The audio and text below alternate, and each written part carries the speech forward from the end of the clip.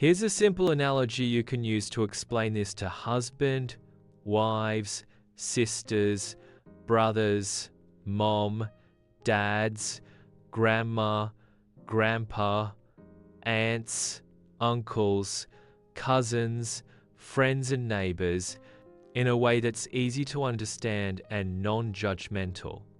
Brains are like different cars. Imagine every child's brain is like a car. Most kids have standard cars. The brakes, steering, and engine work together easily.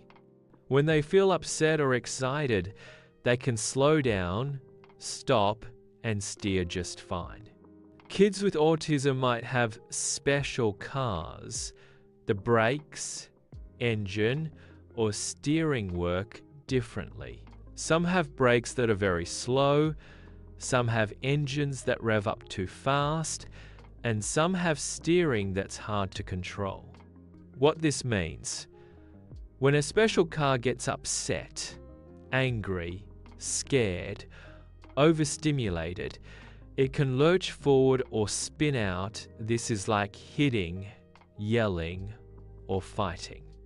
Therapy is like driving lessons, teaching them how to use the brakes, slow down, and steer safely.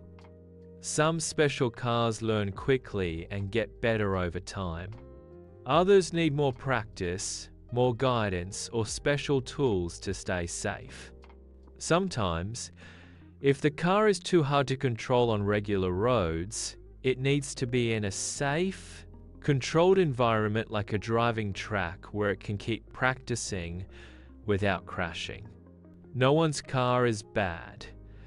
Some just need more help, patience, and the right tools to drive safely. Let me simplify it for you. Different brains, different ways.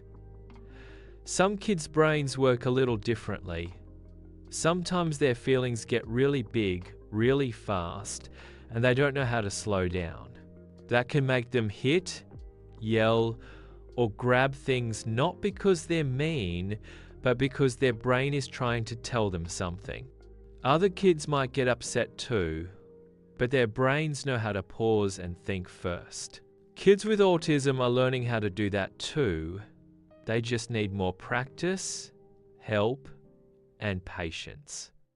It doesn't mean they're bad, it just means their brain works differently, and they need a little extra support to stay safe and happy.